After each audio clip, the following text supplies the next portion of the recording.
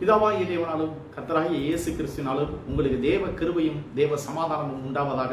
பிரியமானவர்களே, இந்த மாலை வேளையிலே கிறிஸ்துவுக்குள் நீங்கள் பரிபூரணம் உள்ளவர்களாய் இருக்கிறீர்கள் என்கிற அற்புதமான தலைப்பிலே தேவனுடைய அற்புதமான காரியங்களை நாம் பார்க்க இருக்கிறோம். கிறிஸ்துவுக்குள் நீங்கள் பரிபூரணம் உள்ளவர்களாய் இருக்கிறீர்கள் என்று வேதம் சொல்லுகிறது. பாருங்க, முதலாவது தேவனுடைய வார்த்தையை வாசிக்கிறேன், கர்த்தருடைய வார்த்தையை வாசிக்கிறேன். எபேசியர் நிருபம் 1 அதிகாரம் 15 முதல் 23 வசனங்களை நான் வாசிக்கிறேன். பாருங்க, வேதத்திலேயே ஒரு அற்புதமான வார்த்தைகள். பாருங்க, எபேசியர் 1 அதிகாரம் 15 முதல் 23 வசனங்களை கடகடன் வாசிக்கிறேன். பாருங்க, ஆனபடியினாலே கர்த்தராகிய இயேசுவின் மேல் உள்ள உங்கள் விசுவாசத்தையும் பரிசுத்தவான்கள் எல்லாரும் மேலும் உள்ள உங்கள் அன்பையும் குறித்து நான் கேள்விப்பட்டு இடைவிடாமல் உங்களுக்காக ஸ்தோத்திரம் பண்ணி என் ஜெபங்களில் உங்களை நினைத்து நம்முடைய கர்த்தராகிய இயேசு கிறிஸ்துவின் தேவனும் மகிமையின் பிதாவுமானவர் தம்மை நீங்கள் அறிந்து கொள்வதற்கான ஞானத்தையும் தெளிவையும் அளிக்கிற ஆவியை உங்களுக்கு தந்திரட வேண்டும் என்றும், தாம் நம்மை அழைத்ததினாலே நமக்கு உண்டாயிருக்கிற நம்பிக்கை இன்னதென்றும், பரிசுத்தவான்களுக்கு தமக்கு உண்டாயிருக்கிற சுதந்திரத்தினுடைய மகிமையின் ஐஸ்வர்யம் இன்னதென்றும், தாம் கிறிஸ்துவை மரித்தோரிலிருந்து எழுப்பி அவரிடத்தில் நடப்பித்த தமது பலத்த சத்துவத்தின் வல்லமையின்படியே விசுவாசிக்குள்ளாய நம்மிடத்திலே காண்பிக்கும் தம்முடைய வல்லமையின் மகா மேன்மையான மகத்துவம் இன்னதென்றும் நீங்கள் அறியும்படிக்கு அவர் உங்களுக்கு பிரகாசமுள்ள மனக்கண்களை கொடுக்க வேண்டும் என்றும் வேண்டிக் கொள்கிறேன்.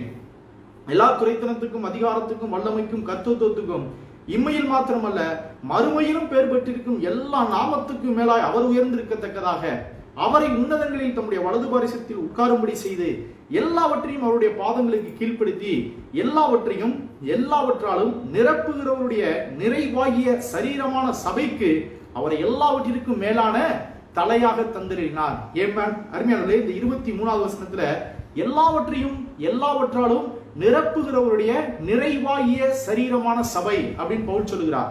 பாருங்க, சபையை தேவன் எல்லாவற்றை கொண்டும் எல்லாவற்றினாலும் நிரப்பி இருக்கிறார், பூரணப்படுத்தி இருக்கிறார். ஏமேன். பாருங்க அருமையானவர்களே, இந்த வேத பகுதி எபேசியர் 1 அதிகாரம் 15 முதல் 23 வசனங்கள் அப்போஸ்தலனாகிய பவுலினுடைய ஜெபம், ஒரு அற்புதமான ஒரு ஆவிக்குரிய ஜெபம். பாருங்க அருமையானவர்களே, இன்றைக்கு அநேக காரியங்களுக்காக ஜெபித்துக் கொண்டிருக்கிறோம் இல்லையா? அநேக காரியங்களுக்காக, அநேகருடைய தேவைகளுக்காக, அநேகருடைய சுகத்துக்காய், வாழ்க்கையில ஒரு மாற்றம் உண்டாக வேண்டும், தேவன் ஆசீர்வதிக்க வேண்டும் என்று ஜெபித்துக் கொண்டிருக்கிறோம். நல்லதுதான், ஜெபம் ரொம்ப அற்புதமான காரியம். ஆனால் அப்போஸ்தலனாகிய பவுல் எதற்காக ஜெபிக்கிறார்? அப்போஸ்தலனாகிய பவுல் சபையார் எதை பெற்றுக்கொள்ள வேண்டும் என்று ஜெபிக்கிறார் என்பதை நாம் அறிந்து கொண்டு புரிந்து கொண்டு இந்த ஜெபத்தை நாம் நம்முடைய வாழ்க்கையிலும் நம்முடைய சபைக்காகவும் சரீரமாகிய சபைக்காகவும் ஜெபிக்கும் போது பெரிய காரியங்கள் உண்டாகும். ஏம்மா, ஹல்லேலூயா. பாருங்க, பவுல் எதற்காக ஜெபிக்கிறார் என்றால் ஞானத்தையும் தெளிவையும் அளிக்கிற ஆவிக்காய் ஜெபிக்கிறார். ஏம்மா, என்ன ஒரு அற்புதமான ஜெப குறிப்பு பாருங்க. அநேகர் இன்றைக்கு பாருங்க அருமையானவர்களே, நாம் இதை புரிந்து கொண்டு இதை எடுத்து அப்படியே நம்முடைய வாழ்க்கையில பயன்படுத்தணும்.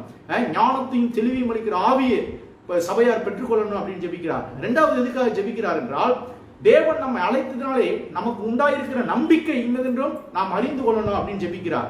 அடுத்து கிறிஸ்துவை மரித்தோரிலிருந்து எழுப்பின அந்த உயிர்த்தெழுந்த வல்லமை நமக்குள்ளே விசுவாசிகளுக்குள்ள கிரியை செய்வதை ஜனங்கள் அறிந்து கொள்ள வேண்டும் என்று ஜெபிக்கிறார். அதற்கப்புறம் தான் ஜெபிக்கிறார், தன்னுடைய சரீரமாகிய சபையை தேவன் எப்படியெல்லாம் பூரணப்படுத்தி இருக்கிறார், நிரப்பி இருக்கிறார் என்பதை விசுவாசிகள் அறிந்து கொள்ள வேண்டும், புரிந்து கொள்ள வேண்டும் என்று ஜெபிக்கிறார். இப்ப பாருங்க, அப்போஸ்தலனாகிய பவுல் ஒரு ஆவிக்குரிய ஜெபம். எதுக்காக ஜெபிக்கிறார்? ஞானத்தையும் தெளிவையும் அளிக்கிற ஆவியை பெற்றுக்கொள்ளணும். தேவன் அவர்கள் அழைத்ததினாலே அவர்களுக்கு உண்டாயிருக்கிற நம்பிக்கை அதை பெற்றுக்கொள்ளணும். விசுவாசிகளுக்குள்ள உயிர்த்தெழுந்த வல்லமை கிரியை செய்வதை பார்க்கும்படிக்கு பிரகாசம் உள்ள மனக்கண்களை பெற்றுக்கொள்ளும்படியாக ஜெபிக்கிறார். ஏம்மா, பாருங்க அருமையானவர்களே, இன்றைக்கு அநேக ஊழியர்கள் அநேக காரியங்களுக்காக ஜெபிக்கிறோம். நல்லது, ஜெபம் நல்லது. ஜெபிக்கும் பொழுது சூழ்நிலைகள் மாறும். ஏமேன். ஜெபிக்கும் பொழுது பரலோக ஆசீர்வாதங்களை நம்முடைய நடைமுறை வாழ்க்கையிலே கொண்டு வர முடியும். ஆனால் பவுல் அப்போஸ்தலன் எதற்காக ஜெபிக்கிறார்?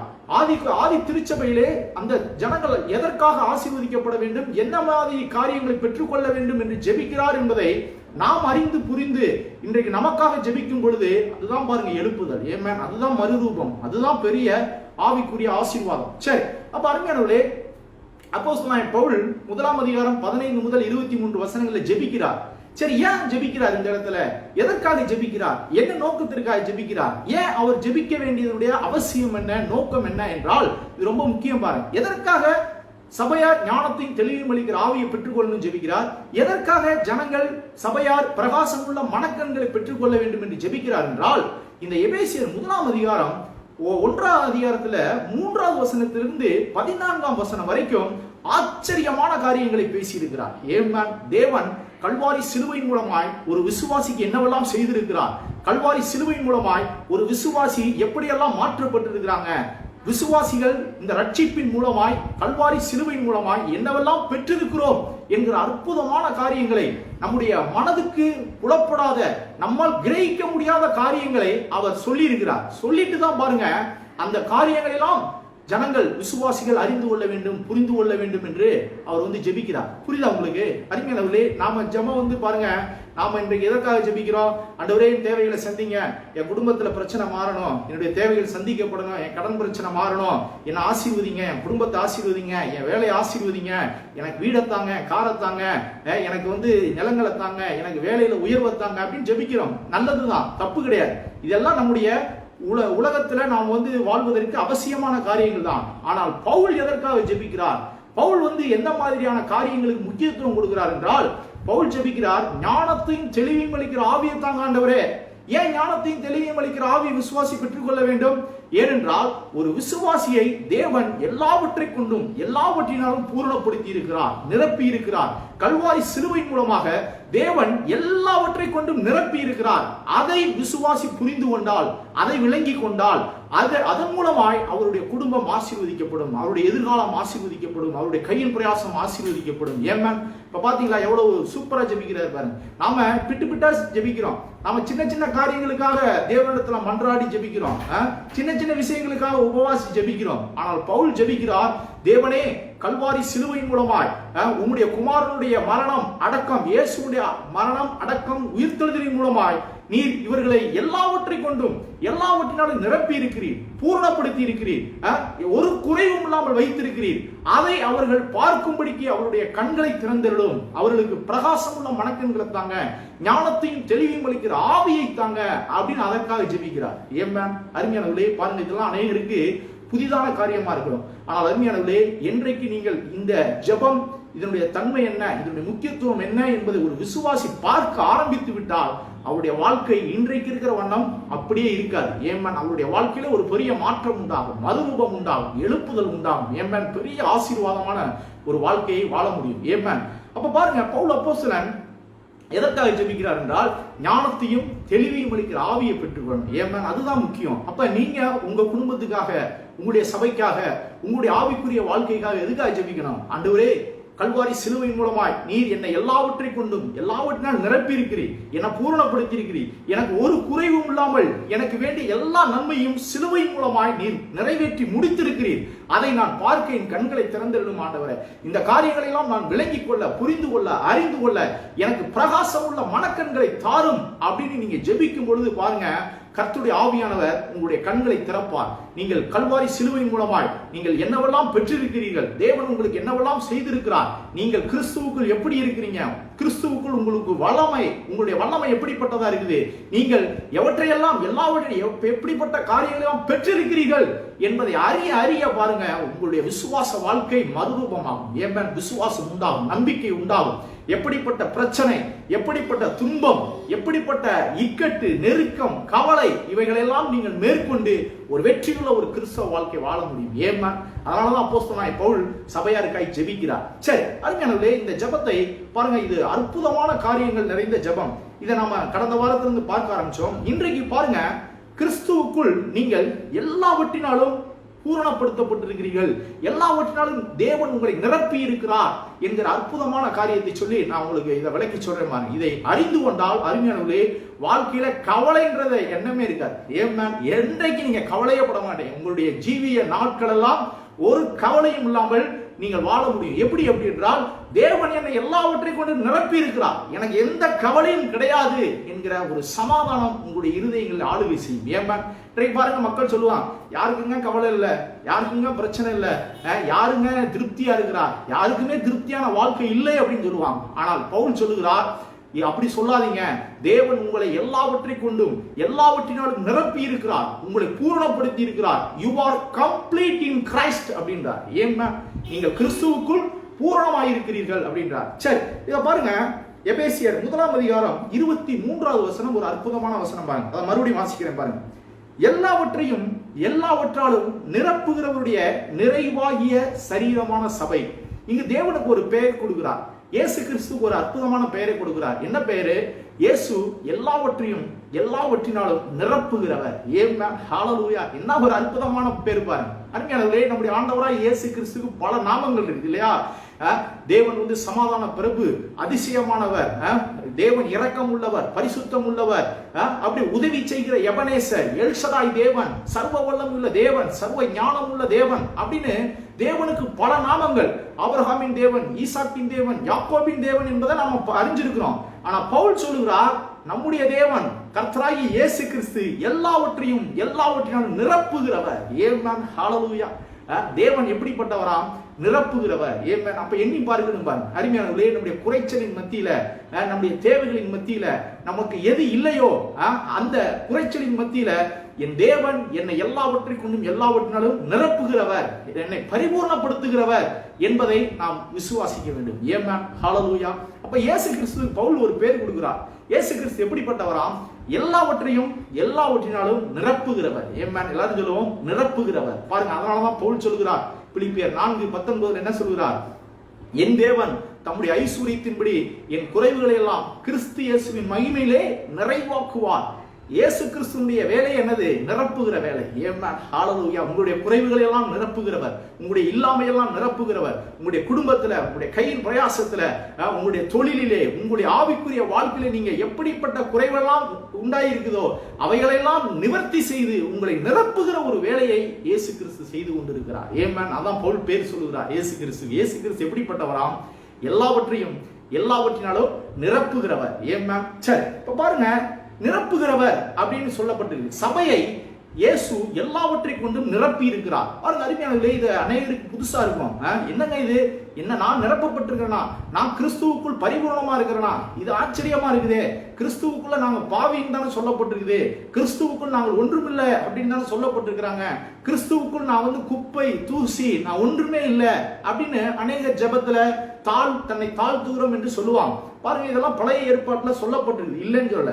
ஆனால் புதிய ஏற்பாட்டிலே கல்வாரி சிலுவையின் மூலமாய் இயேசு கிறிஸ்து தம்முடைய மரணம், அடக்கம், உயிர்த்தெழுதலின் மூலமாய் தம்முடைய சரீரமாகிய சபையாரை எல்லாவற்றை கொண்டும் எல்லாவற்றையும் நிரப்பி இருக்கிறார், பூரணப்படுத்தி இருக்கிறார், கம்ப்ளீட் பண்ணி இருக்கிறார். செய்ய வேண்டிய எல்லாவற்றையும் அவர் செய்து முடித்திருக்கிறார். ஏன் அதை விசுவாசிக்கணும் பாருங்க. பாருங்க, அதனாலதான் ஆண்டவராய் இயேசு கிறிஸ்து சிலுவையில் அவர் என்ன சொன்னார்? It is completed. It is completed என்ன அர்த்தம்? அவர் எல்லாம் முடிந்ததுன்னார் தமிழ்ல, இல்லையா? அது கிரேக்க வார்த்தையில டெட்டெலஸ்டாய் அப்படின்னு சொல்றார். அதாவது it is completed, it is done. எல்லாவற்றையும் நான் செஞ்சு முடிச்சிட்டேன். நான் செய்ய வேண்டிய எல்லாவற்றையும் சபையாருக்கு செய்து முடித்திருக்கிறேன். இனி ஒரு குறைவும் இல்லை என்று ஆண்டவராய் இயேசு கிறிஸ்து சொல்லி இருக்கிறார். கல்வாரி சிலுவையில் அவர் மரிக்கும் போது சொன்ன ஒரு வார்த்தை என்னது? எல்லாம் முடிந்தது. அப்படின்னா என்ன? சபைக்கு நான் செய்ய வேண்டிய எல்லாவற்றையும் செய்திருக்கிறேன், எல்லாவற்றையும் கொண்டு நிரப்பி இருக்கிறேன், நான் சபையாரை பூரணப்படுத்தி இருக்கிறேன் அப்படின்னு சொன்னார். ஏமா? ஆனா இன்றைக்கு அநேக விசுவாசிகள், அநேக மக்கள், அநேக ஊழியர்கள் என்ன சொல்றாங்க? பிரதர், இயேசுவை ஏற்றுக்கொண்டா மட்டும் போதாது, நமக்கு சில காரியங்கள் தேவைப்படுது. சிலர் சொல்லுவாங்க பாருங்க. நீங்க பாருங்க, இயேசுவை ஏற்றுக்கொண்டா மட்டும் போதாது, பரிசுத்த ஆவியின் அபிஷேகத்தை பெறணும்னுவாங்க. அதாவது இயேசுவை ஏற்றுக்கொண்டு ரட்சிக்கப்பட்டது ஒரு அனுபவம், பரிசுத்த ஆவியை பெறுவது ஒரு அனுபவம். ரட்சிக்கப்பட்டிருக்கலாம், ஆனா பரிசுத்த ஆவியினுடைய அபிஷேகத்தை பெறாமலே இருக்கலாம். ஒரு விசுவாசி ரட்சிக்கப்பட்டிருக்கலாம், ஆவியானவர் இல்லாமலே இருக்க முடியும். ஒருவர் ரட்சிக்கப்பட்டிருக்கலாம், ஆனால் தேவனுடைய வல்லமையை பெறாமல் இருக்க முடியும் அப்படின்ற மாதிரி எல்லாம் சொல்லுவாங்க. அதாவது இயேசுவை ஏற்றுக்கொண்டா போதாது, அதுக்கப்புறம் நாம அபிஷேகத்துக்காக ஜெபிக்கணும், வல்லமைக்காக ஜெபிக்கணும், வரங்களுக்காக ஜெபிக்கணும், அப்புறம் தான் ஆண்டவர் ஒவ்வொன்றா கொடுப்பார் அப்படின்ற மாதிரி சொல்லுவாங்க. ஆனால் அருமையானவர்களே, இதையெல்லாம் நிவர்த்தி செய்வதற்கு தான் இதெல்லாம் சபையில் இருந்த பிரச்சனைகள். அன்றைக்கு கொலோசிய திருச்சபையில, எபேசிய திருச்சபையில இருந்த சபைகளில் இருந்த அந்த குழப்பங்களுக்கு பதிலாகத்தான் பவுல் சொல்கிறார், கிடையாது, எந்த ஒருவர் யாராக இருந்தாலும் இயேசுவை ஆண்டவராக இரட்சகராக ஏற்றுக்கொண்டு ரட்சிக்கப்படுகிறார்களோ அன்றைக்கு அவர்கள் எல்லாவற்றை கொண்டு நிரப்பப்படுகிறார்கள். ஏமேன், அவர்கள் பூரணப்படுத்தப்படுகிறார்கள். அவர்கள் தேவன் அவர்களை எல்லாவற்றை கொண்டும் எல்லாவற்றினாலும் நிரப்பி இருக்கிறார். அப்படின்னா என்ன அர்த்தம்? நீங்க என்றைக்கு இயேசுவை ஏற்றுக்கொண்டீங்களோ ஆண்டவராக இரட்சகராக, அன்றைக்கே ரட்சிக்கப்பட்டு விட்டீர்கள். அன்றைக்கே உங்களுக்கு அபிஷேகம் கொடுக்கப்பட்டது, உங்களுக்குள்ள உயிர் திறந்த வல்லமை கிரியை செய்கிறது, உங்களுக்குள்ள வரங்கள் கிரியை செய்கிறது, உங்களுக்குள்ள அபிஷேகம் கிரியை செய்கிறது, உங்களுக்குள்ளே ஆவியானவர் தினந்தோறும் சகல சத்தியத்திற்குள் உங்களை நடத்தி கொண்டிருக்கிறார். ஏமா?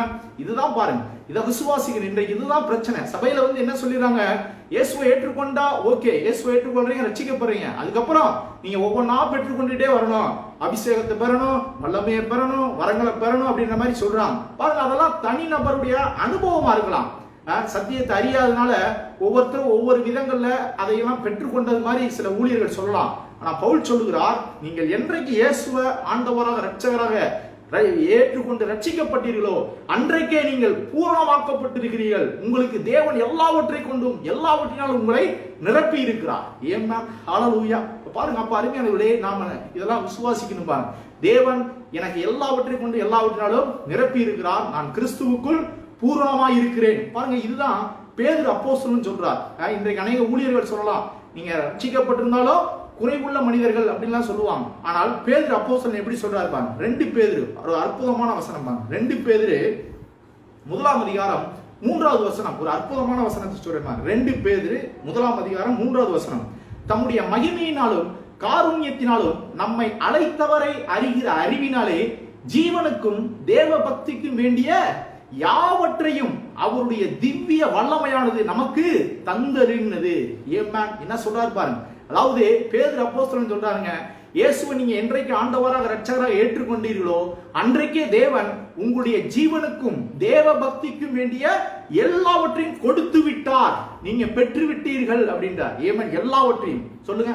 பாருங்க, இதை ஆங்கிலத்தில் வாசிக்கிறேன் பாருங்க. ஆங்கிலத்தில் அற்புதமா இருக்கு பாருங்க. அதாவது இங்கிலீஷ்ல எப்படி வந்திருக்குன்னா, God has granted us, God has granted us, அதாவது தேவன் எல்லாவற்றையும் நமக்கு கொடுத்திருக்கிறார் அப்படின்னு சொல்றார். God has granted to us everything, எல்லாவற்றையும் நாம் பெற்றிருக்கிறோம். ஏன்னா அதான் பேதுரு அப்போஸ்தலனுடைய உபதேசம். பேதுரு அப்போஸ்தலன் சொல்றார், சபையாராகிய அந்த மக்கள் ஒரு காரியத்தை அறிந்து கொள்ளணும். என்ன அப்படின்னா, நீங்க ரட்சிக்கப்பட்டிருக்கிறீங்க, நீங்க இயேசு ஏற்றுக்கொண்டிருக்கிறீர்கள் என்றால் தேவன் உங்களுடைய ஜீவனுக்கும், ஜீவனுக்குனா இந்த வாழ்க்கை, இந்த உலக பிரகாரமான வாழ்க்கை, இந்த பூமியில நாம் வாழுகிற வாழ்க்கை, இந்த வாழ்க்கைக்கும் ஜீவனுக்கும் தேவ பக்திக்கும் வேண்டிய, அதாவது ஆவிக்குரிய வாழ்க்கைக்கும் காட்லினஸுக்கும் வேண்டிய யாவற்றையும் தேவன் உங்களுக்கு கொடுத்திருக்கிறார். ஏமேன். எப்படி அப்படின்னா, இயேசுவை அறிகிற அறிவினாலே. ஏமேன். இயேசுவை நாம் அறிய அறிய, இந்த கர்த்தருடைய வார்த்தையை நாம் அறிய அறிய நம்முடைய வாழ்க்கையிலே அந்த பரிபூரணம் உண்டாகும், பூரணம் உண்டாகும். அப்ப அருமையானவர்களே, முதலாவது நீங்க என்ன நம்பணும் அப்படின்னா, நான் கிறிஸ்துவுக்குள் எல்லாவற்றையும் பெற்றிருக்கிறேன், எல்லாவற்றையும் தேவன் எனக்கு கொடுத்திருக்கிறார், என்னுடைய ஆவி ஆத்துமா சரீரத்துக்கு வேண்டிய, என்னுடைய எதிர்காலத்துக்கு வேண்டிய எல்லாவற்றையும் ஆவிக்குரிய ரீதியிலே நான் பெற்றிருக்கிறேன், தேவன் எனக்கு கொடுத்திருக்கிறார், அதை என்னுடைய நடைமுறை வாழ்க்கையில தேவன் கொடுக்க வேண்டும் என்று ஜெபிப்பதுதான் நல்ல ஒரு ஜெபம். புரியுதா உங்களுக்கு நான் என்ன சொல்றேன்னு? அதாவது ஆவிக்குரிய ரீதியில தேவன் எல்லாவற்றையும் நம்ம கொடுத்துட்டார், இப்ப நாம அதை நம்முடைய நடைமுறை வாழ்க்கையில தேவன் கொடுக்க வேண்டும் என்று ஜெபிக்கணும். இதுதான் கிறிஸ்தவ பிரின்சிபல். பாருங்க, ஒரு உதாரணம் சொல்றேன் பாருங்க. இன்றைக்கு நாம அநேக இடங்கள்ல வேலை செய்யணும் இல்லையா? வேலை செய்யும் போது மக்களுக்கு இந்த 25ல இருந்து 30ஆம் தேதி வரைக்கும் ஒரே டென்ஷனா இருக்கும். ஏன் அப்படின்னா, எப்படா சம்பளம் போடுவாங்க, எப்படா 1ஆம் தேதி வரும், சம்பளம் போட்ட உடனே நாம நம்முடைய தேவைகளை எல்லாம் நாம செய்ய முடியும், வாடகை கட்ட முடியும், பிள்ளைகளுக்கு ஃபீஸ் கட்ட முடியும், கடன் அடைக்க முடியும், பொருட்கள்லாம் வாங்க முடியும். அப்ப அந்த 1ஆம் தேதி எப்ப வரும் ரொம்ப எதிர்பார்த்து இருப்பாங்க இல்லையா? 1ஆம் தேதி வந்த உடனே இப்பெல்லாம் நீங்க ஐடி கம்பெனிலாம் பாத்தீங்கன்னா கரெக்டா ஷார்ப்பா 31ஆம் தேதி நைட்டே போட்டுருவாங்க, 1ஆம் தேதி போட்டுருவாங்க. 1ஆம் தேதி கிரெடிட் ஆயிடுச்சு அப்படின்னு உடனே அவங்களுக்கு எந்த டென்ஷன் இருக்காது. ஏன் ஹாப்பி ஆயிடும், அப்பா சம்பளம் வந்துருச்சு, சம்பளம் போட்டாங்க, கிரெடிட் ஆயிடுச்சு அப்படின்னா அடுத்தவங்க கவலைப்பட மாட்டாங்க. அடுத்தவங்க என்ன பண்ணுவாங்க, இந்த சம்பளத்தை நாம எதுக்கு நாம செலவு பண்ணணும், நாம என்னென்ன காரியங்களுக்கு செலவு பண்ணணும்னு அப்படி யோசிக்க ஆரம்பிச்சுவாங்க. புரியுதா நான் உங்களுக்கு என்ன சொல்றேன்னு? அதாவது 1ஆம் தேதி சம்பளம் போடுற வரைக்கும் அந்த ப்ரெஷர் இருக்கும், எப்படா சம்பளம் வரும், எப்படா கையில நமக்கு காசு வரும், சம்பளம் வரும் அப்படின்ற ஒரு எதிர்பார்ப்பு, ஒரு பெரிய ப்ரெஷர் இருக்கும், ஒரு அழுத்தம் இருக்கும். ஆனால் சம்பளம் போட்டதுக்கு அப்புறம் அப்பா கிரெடிட் ஆயிடுச்சுன்னு உடனே அதுக்கப்புறம் கவலைப்படுவாங்களா? கவலைப்பட மாட்டாங்க. அடுத்து என்ன பண்ணுவாங்க, அந்த சம்பளத்தை அவங்க யூஸ் பண்ண ஆரம்பிப்பாங்க. அப்ப அருமையானவர்களே, அதே போலதான் கல்வாரி சிலுவையின் மூலமா தேவன் உங்களுக்கு வேண்டிய எல்லாவற்றையும் அவர் என்ன பண்ணிட்டாரு, கிரெடிட் பண்ணிட்டார், போட்டு முடிச்சிட்டார். உங்களுடைய அக்கவுண்ட்ல, ஆவிக்குரிய அக்கவுண்ட்ல உங்களுடைய நித்தியத்துக்கும் வேண்டிய எல்லாவற்றையும் அவர் போட்டு விட்டார். இப்ப நீங்க என்ன பண்ணணும், கவலைப்படக்கூடாது. இப்ப அதை எடுத்து உங்களுடைய ஆவிக்குரிய வாழ்க்கையில, உங்களுடைய குடும்ப வாழ்க்கையில எடுத்து பயன்படுத்தணும். ஏன் ஹல்லேலூயா. இதுதான் கிறிஸ்தவ வெற்றி வாழ்க்கையின் ரகசியம். பேதுரு சொல்லுகிறார், அருமையானவர்களே, உங்களுக்கு ஜீவனுக்கும் தேவபக்திக்கும் வேண்டிய எல்லாவற்றையும் அவருடைய வல்லமையானது தந்திருக்குது, கொடுத்திருக்குது. அப்படின்னா என்ன அர்த்தம்? Past tense. நீங்க வாங்கிட்டீங்க, பெற்றிருக்கிறீங்க. தேவன் உங்களுக்கு வேண்டிய எல்லாவற்றையும் கொடுத்து விட்டார் அப்படின்னா நாம கவலைப்பட வேண்டியதில்லை. அதனாலதான் இயேசு கிறிஸ்து சொல்கிறார், நீங்கள் ஒன்றுக்கும் கவலைப்படாதீர்கள். ஏன் இப்ப புரியுதா உங்களுக்கு வசனங்கள்லாம்? என்னங்க இது, எப்படிங்க கவலைப்படாம இருக்க முடியும்? நிறைய விசுவாசிகள் கேட்பாங்க, எப்படி பிரதர் கவலைப்படாம இருக்க முடியும், எப்படி பிரதர் பயப்படாம இருக்க முடியும்? எனக்கு பிரச்சனைகள் போராட்டம் அதிகமா இருக்குது, பிரச்சனை அதிகமா இருக்குது, எதிர்காலத்தை குறித்து ஒரே கவலையா இருக்குதுன்னு. ஆனால் நான் உங்களுக்கு சொல்லுகிறேன் அருமையானவர்களே, தேவன் உங்களுக்கு வேண்டிய எல்லாவற்றையும், ஜீவனுக்கும் தேவபக்திக்கும் வேண்டிய எல்லாவற்றையும் உங்களுக்கு கொடுத்திருக்கிறார். தேவன் உங்களை எல்லாவற்றை கொண்டும் எல்லாவற்றினாலும் நிரப்பி இருக்கிறார், பூர்ணப்படுத்தி இருக்கிறார். தேவன் உங்களுக்கு ஒரு குறைவும் இல்லாமல் வைத்திருக்கிறார். இந்த சத்தியத்தை நீங்கள் அறிந்து கொண்டால், உங்களுடைய கண்கள் திறக்கப்பட்டால், நீங்கள் கவலைப்பட வேண்டிய அவசியம் இல்லை. ஏன் மேம், எதிர்காலத்தை குறித்து பயப்பட வேண்டிய அவசியம் இல்லை. நாளைக்கு என்ன நடக்குமோ, எப்படி நான் சமாளிக்க போறனோ அப்படிங்கிற எண்ணங்களுக்கு நீங்க யோசிக்க வேண்டிய அவசியம் இல்லை. ஏனென்றால் நீங்கள் கிறிஸ்துவுக்குள் பரிபூர்ணமாயிருக்கிறீர்கள், பூரணமாயிருக்கிறீர்கள். பாருங்க, இங்கு பேதுரு அப்போஸ்தலன் சொல்றார் இல்லையா, இதே பவுல் அப்போஸ்தலன் கொலோசே சபையிலும் சொல்றார். புதிய ஏற்பாடு முழுவதும் இதுதான் பிரசங்கம். பாருங்க, கொலோசையர் 2ஆம் அதிகாரத்துல நாம் வாசிக்கிறோம். கொலோசையர் 2ஆம் அதிகாரத்துல, ஏனென்றால் அன்றைக்கு ஆதி திருச்சபையில அநேக கள்ள உபதேசிகள், கள்ள போதகர்கள் என்ன சொல்லிட்டாங்க, இயேசுவை ஏற்றுக்கொண்டா மட்டும் பரலோகத்துக்கு போயிடுவீங்களா, இயேசுவை ஏற்றுக்கொண்டா மட்டும் உங்களுடைய ரட்சிப்பு பூரணம் அடையாது, நம்ம சில காரியங்களை எல்லாம் செய்யணும், நீங்க இயேசுவை ஏற்றுக்கொண்டாலும் நீங்க குறைவுள்ளவர்கள் தான் அப்படின்ற மாதிரி சொல்லிட்டாங்க. ஆனா பவுல் அதெல்லாம் கண்டிக்கிறார். இதெல்லாம் கள்ள உபதேசம். என்றைக்கு ஒரு விசுவாசி இயேசுவை ஏற்றுக்கொண்டார்களோ அன்றைக்கே அவர்கள் கிறிஸ்துவுக்குள் பூரணமா இருக்கிறாங்க, கிறிஸ்துவுக்குள் எல்லாவற்றையும் அவர்கள் பெற்றவர்களாக இருக்கிறார்கள் அப்படின்றார். பாருங்க, கொலோசையர் 2ஆம் அதிகாரம் 10வது வசனம், இதை நான் ப்ரூஃப் பண்றேன் பாருங்க. கொலோசையர் 2ஆம் அதிகாரம் 10வது வசனத்தில் அற்புதமான வசனம் பாருங்க. மேலும் சகல துரைத்தனங்களுக்கும் அதிகாரத்துக்கும் தலைவராய் இருக்கிற அவருக்குள் நீங்கள் பரிபூர்ணம் உள்ளவர்களாய் இருக்கிறீர்கள். ஏன் மேம் எப்படி சொல்றாரு பாத்தீங்களா? அதாவது இயேசு நம்முடைய தலைவர். ஏன் மேம், இன்றைக்கு அநேக தலைவரை வச்சுக்கிட்டு இருக்கிறாங்க. ஆனால் அருமையானவர்களே, கிறிஸ்தவர்களாகிய நம்முடைய தலைவர் யாரு? இயேசு கிறிஸ்து. ஏன் மேம், நம்முடைய தலைவர்னா என்ன அர்த்தம்? நமக்கு வேண்டிய எல்லாவற்றையும் கொடுக்கிறவர் யார்? இயேசு கிறிஸ்து. பவுல் அப்படிதான் சொல்லுகிறார், சகல துரைத்தனத்துக்கும் அதிகாரத்துக்கும் தலைவராய் இருக்கிற அவருக்குள் நீங்கள் பரிபூர்ணம் உள்ளவர்களாய் இருக்கிறீர்கள். In English, you are complete in Christ அப்படின்றது. ஏமா, நீங்கள் கிறிஸ்துவுக்குள் பூரணமா இருக்கிறீங்க, பரிபூர்ணமா இருக்கிறீங்க, எந்த குறைவும் இல்லாமல் இருக்கிறீங்க. ஏனென்றால் கிறிஸ்து அவர் பரிபூரணம் உள்ளவர். ஏமா, கிறிஸ்துவுக்குள்ள எல்லா பரிபூரணமும் இருக்கிறது. கிறிஸ்துவுக்குள் நீங்கள் உள்ள அவருக்குள்ள இருக்கிறபடியால் நீங்களும் பரிபூர்ணமா இருக்கிறீங்க, நீங்களும் பூரணப்படுத்தப்பட்டிருக்கிறீங்க. ஏன் மேம், ஹalleluya. பாருங்க, இதை கொஞ்சம் விளக்கி சொல்றேன் பாருங்க. நல்லா நீங்க இன்னும் உங்களுக்கு இது விளங்கணும்னா இந்த கொலோசியர் 1ஆம் அதிகாரத்தை எடுத்துக்கொள்ளுங்க. பவுல் எப்படி போதிக்கிறார் பாருங்க. புதிய ஏற்பாட்டு இன்றைக்கு கிறிஸ்தவ மக்கள் அருமையானவர்களே எப்படிப்பட்ட காரியங்களுக்கு செவி கொடுக்க வேண்டும், எப்படிப்பட்ட சத்தியத்தை கேட்க வேண்டும் என்பதை நாம் இங்க பார்க்கிறோம். கொலோசியர் 1ஆம் அதிகாரம் 12வது வசனத்தை வாசிக்கிறேன் பாருங்க. என்ன ஒரு அற்புதமான வசனம் பாருங்க. கொலோசியர் 1ஆம் அதிகாரம் 12. ஒளியில் உள்ள பரிசுத்தவான்களுடைய சுதந்திரத்தில் பங்கடைவதற்கு நம்மை தகுதியுள்ளவர்கள் ஆக்கினவரும். அதாவது தேவன் என்ன பண்ணியிருக்கிறார், உங்களை ஒளியுள்ள பரிசுத்தவான்கள்னா பரலோகத்தில் இருக்கிற பரிசுத்தவான்களுடைய அந்த சுதந்திரம், பரலோகத்திலே நீங்கள் செல்வதற்கான தகுதியை தேவன் உங்களுக்கு கொடுத்திருக்கிறார். ஏன் நீங்க தகுதி பெற்றிருக்கிறீங்க. ஏன் பாருங்க, வெளிநாடு போகணும்னா நம்ம விசா வாங்கணும் இல்லையா? விசா வந்தா தான் நம்ம வெளிநாடே போக முடியும். அப்ப அதே போல இங்க பவுல் சொல்லுகிறார், நீங்கள் பரலோகத்திலே நீங்கள் சென்றடைவதற்கு, பரலோக காரியங்களை எல்லாம் பெற்றுக்கொள்வதற்கு தேவன் உங்களுக்கு விசா கொடுத்திருக்கிறார். ஏமா, நீங்கள் பெற்றிருக்கிறீர்கள் அப்படின்றார். அதான் இங்க சொல்லுகிறார், ஒளியில் உள்ள பரிசுத்தவான்களுடைய சுதந்திரத்தில் பங்கடைவதற்கு தேவன் உங்களை தகுதியுள்ளவர்கள் ஆக்கினார். நீங்க அதற்கு தகுதி ஆயிட்டீங்க அப்படின்றார். எப்படி அப்படின்னா 13வது வசனம் சொல்லுகிறார், இருளின் அதிகாரத்தினின்று நம்மை விடுதலையாக்கி தமது அன்பின் குமாரனுடைய ராஜ்யத்திற்கு உட்படுத்தினவருமாய் இருக்கிற பிதாவை ஸ்தோத்தரிக்கிறோம். ஏன் பாருங்க, என்ன ஒரு அற்புதமா சொல்லுகிறார் பாருங்க. அதாவது இருளின் அதிகாரத்திலிருந்து தேவன் நம்மை விடுதலையாக்கி தமது அன்பின் குமாரனுடைய ராஜ்யத்திற்கு நம்மை உட்படுத்தி இருக்கிறார். அப்படின்னா என்ன அர்த்தம்? நம்ம பரலோகத்துக்கு நாம் சொந்தமானவர்களாய் இருக்கிறோம். தேவன் நம்மை தகுதிப்படுத்தி இருக்கிறார். ஒளியுள்ள பரிசுத்தவான்களுடைய சுதந்திரத்தில் பங்கடைவதற்கு தேவன் நம்மை தகுதிப்படுத்தி இருக்கிறார். நாம் இருளிலிருந்து நாம் விடுதலையாகி நாம் தேவனுடைய பரம ராஜ்யத்தை அடையும்படி, இயேசு கிறிஸ்துவினுடைய ராஜ்யத்தை அடையும்படி நாம் தகுதி பெற்றிருக்கிறோம் அப்படின்றார். அப்படின்னா என்ன அர்த்தம்? தேவன் நம்மை பூரணப்படுத்தி இருக்கிறார். ஏமேன், ஒரு குறைவும் இல்லாமல், ஒரு கரை இல்லாமல், ஒரு பிழை இல்லாமல், எந்த ஒரு கவலை இல்லாமல் தேவன் உங்களுக்கு வேண்டிய எல்லாவற்றையும் உங்களுக்கு செய்து முடித்திருக்கிறார் அப்படின்றார். பாருங்க. அப்ப அருமையானவர்களே, இதை நாம எண்ணி பார்க்கணும். பாருங்க, இருளிலிருந்து தேவன் நம்மளை என்ன பண்ணிட்டாராம்? விடுதலையாக்கி விட்டார். ஆமென், ஹalleluya. எல்லா இருள், பாவ இருளிலிருந்து தேவன் விடுதலையாக்கி இருக்கிறார். பிசாசுடைய இருளிலிருந்து தேவன் விடுதலையாக்கி இருக்கிறார். இந்த உலகம் என்கிற இருளிலிருந்து தேவன் நம்மை விடுதலையாக்கி தமது அன்பின் குமாரனுடைய ராஜ்யத்திற்கு நம்மை உட்படுத்தி இருக்கிறார். ஆமென். அப்ப அதனாலதான் நாம எப்படி இருக்கிறோம்? பூரணமா இருக்கிறோம், பரிபூர்ணமா இருக்கிறோம். ஆமென். அப்ப அருமையானவர்களே, இதை நாம் எண்ணி பார்க்கணும். இந்த பிரச்சனையான வேலையில, நமக்கு சோர்வான வேலையில, ஆவிக்குரிய வாழ்க்கையில, போராட்டமான நேரத்துல தேவன் என்னை எல்லாவற்றை கொண்டும் எல்லாவற்றாலும் நிரப்பி இருக்கிறார், பூரணப்படுத்தி இருக்கிறார். எந்த பூரணம் என்னுடைய நடைமுறை வாழ்க்கையில வரணும், தேவன் எனக்கு என்னவெல்லாம் செய்திருக்கிறாரோ அதை நான் ஆவிக்குரிய ரீதியில பெற்று என்னுடைய ஆவிக்குரிய வாழ்க்கையில நான் நடைமுறைப்படுத்தணும். இதற்காக நாம் ஜெபிக்கணும். ஏன் புரியுதா உங்களுக்கு? தேவன் நமக்கு எல்லாவற்றையும் கொடுத்திருக்கிறார், அதை நாம் நம்முடைய நடைமுறை வாழ்க்கையில பெற்றுக்கொள்வதற்கு தான் ஜெபம். தேவன் எனக்கு எதுவுமே செய்யலைங்க. இன்றைக்கு அநேகர் பாருங்க, அநேகர் கோவப்படுவாங்க.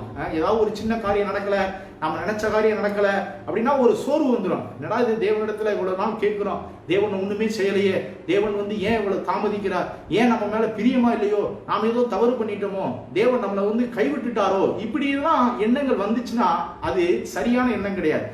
அது ஒரு கரெக்டான எண்ணம் கிடையாது. ஆனால் சோர்வின் மத்தியில, பிரச்சனைகளின் மத்தியில, போராட்டத்தின் மத்தியில இந்த வசனங்களை தியானிக்கணும். தேவன் என்னை இருளின் அதிகாரத்திலிருந்து விடுதலையாக்கி இருக்கிறார். தேவன் என்னை எல்லாவற்றை கொண்டும் எல்லாவற்றையும் நிரப்பி இருக்கிறார். அப்படி நிரப்பின தேவன் இன்றைக்கு என்னுடைய தேவைகளை சந்திக்க மாட்டாரா? கல்வாரி சிலுவையின் மூலமாய், இயேசுடைய மரணம், இயேசுடைய அடக்கம், இயேசுடைய உயிர்த்தெழுதலின் மூலமாய் என்னுடைய ஜீவனுக்கும் தேவ பக்திக்கும் வேண்டிய எல்லாவற்றை கொண்டும் எல்லாவற்றினாலும் என்னை நிரப்பி இருக்கிறாரே. அப்படி நிரப்பின தேவன் என்னுடைய குறைவுகளை நிறைவாக்க மாட்டாரா? இன்றைக்கு நான் பார்க்கிற பிரச்சனைகளிலிருந்து என்னை விடுவிக்க மாட்டாரா? இன்றைக்கு நான் படுகிற துன்பத்திலிருந்து எனக்கு உதவி செய்ய மாட்டாரா? நிச்சயமா உதவி செய்வார். ஏமா, நிச்சயமா அவர் விடுவிப்பார், நிச்சயமா உங்களை தப்புவிப்பார். ஏமா.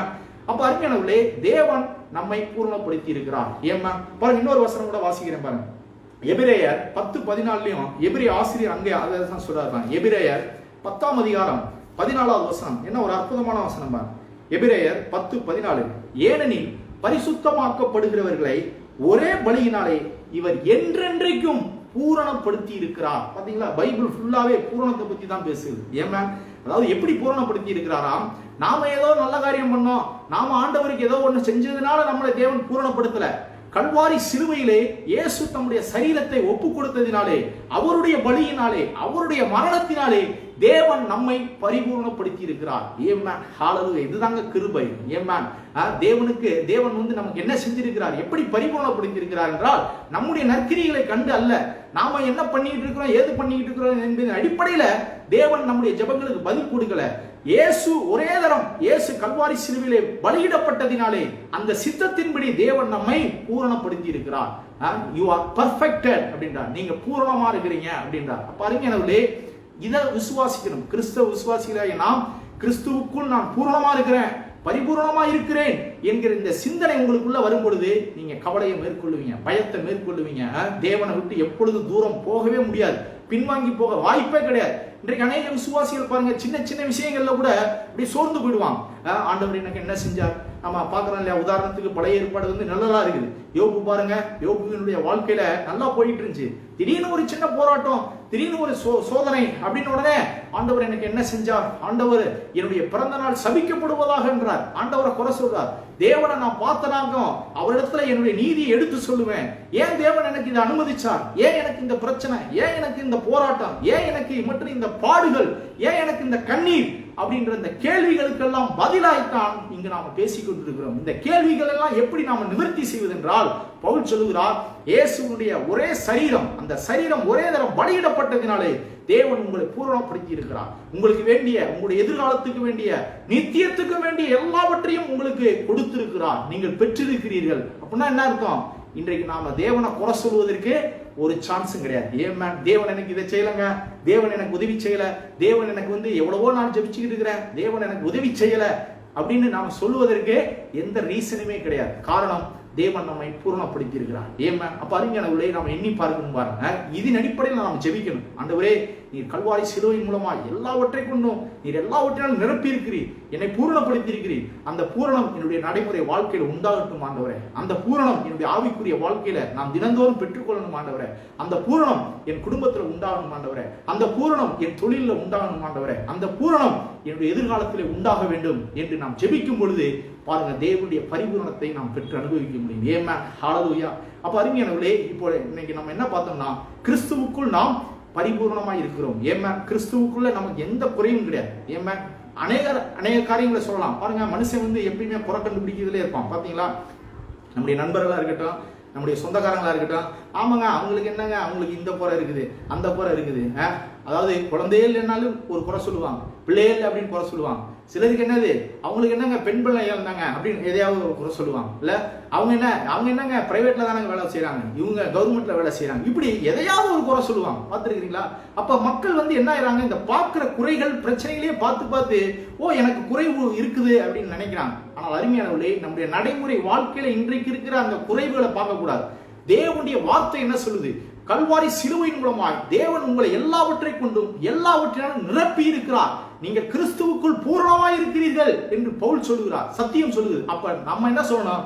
நான் என்னுடைய குறைவு, இன்றைக்கு நான் என் கண்கள்ல, என் குடும்பத்துல, என் கையின் பிரயாசத்துல இருக்கிற இந்த குறைவுகள், தாழ்ச்சிகள், இந்த பிரச்சனைகளின் மத்தியில இதை நான் உண்மை என்று நம்பாமல், தேவன் எனக்கு கல்வாரி சிலுவையின் மூலமாய் என்னை பூரணப்படுத்தி இருக்கிறார், என்னை எல்லாவற்றை கொண்டு எனக்கு நிரப்பி இருக்கிறார், ஜீவனுக்கும் தேவ பக்திக்கும் வேண்டிய எல்லாவற்றையும் எனக்கு கொடுத்திருக்கிறார், அதை நான் நம்புகிறேன், அதை நான் விசுவாசிக்கிறேன் என்று நீங்கள் நம்பினீர்களானால் அந்த பூரணம் உங்களுடைய குடும்பத்தில் உண்டாகும். ஏமா அப்ப நீங்க கவலையை மேற்கொள்ள முடியும், பயத்தை மேற்கொள்ள முடியும். ஏமா எதிர்காலத்தில் என்ன நடக்குமோ அப்படிங்கிற கவலையெல்லாம் நீங்கள் உதறி தள்ளி இந்த விசுவாச வாழ்க்கையில ஓடிக்கொண்டே இருக்க முடியும். ஏமா அப்ப அருமையானவர்களே, நாம் இன்னைக்கு என்ன பார்த்தோம்? கிறிஸ்துவுக்குள் நாம் பூரணமா இருக்கிறோம். ஏமா எல்லாரும் சொல்லுவோம், கிறிஸ்துவுக்குள் நான் பூரணமா இருக்கிறேன், பரிபூரணமா இருக்கிறேன்.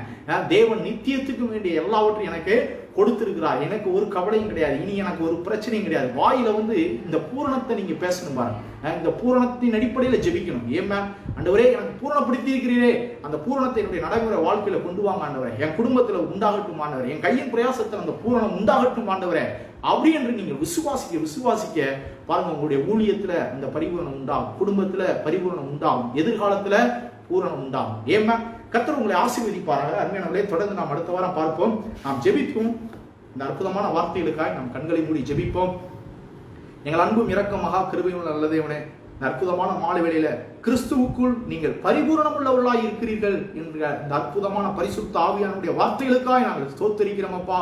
ஆண்டவரே, எங்களை இந்த வார்த்தையை உற்சாகப்படுத்தினபடியால், இந்த வார்த்தைகள் பலப்படுத்தினபடியால், எங்களுக்கு நம்பிக்கையை கொடுத்தபடியால், எங்களை ஆசீர்வதித்தபடியால் உண்மை துதிக்கிறோம் அப்பா. பரிசுத்த ஆவியானவர் இந்த சத்தியத்தின்படியே பார்த்து கொண்டிருக்கிற உங்களுடைய சரீரமாகிய சபை மக்களுக்கு, ஆண்டவரே விசுவாசிகளுக்கு அந்த பூரணம் உண்டாகட்டும் ஆண்டவரே, ஆவிக்குரிய ரீதியில பூரணம் உண்டாகட்டும் ஆண்டவரே, பரிபூரணம் உண்டாகட்டும், குறைவுகள் தாழ்ச்சிகள் இல்லாமை ஆண்டவரே எல்லாம் நீங்கி பரிபூரணம் உண்டாகும்படியாய் ஜெபிக்கிறோம் ஆண்டவரே. ஆவி ஆத்துமா சரீரம் குடும்பம் தொழில் எதிர்காலம் எல்லாவற்றிலும், குடும்ப வாழ்க்கையில திருமண வாழ்க்கையில எல்லாவற்றிலும் பரிபூரணம் உண்டாகட்டும் ஆண்டவரே.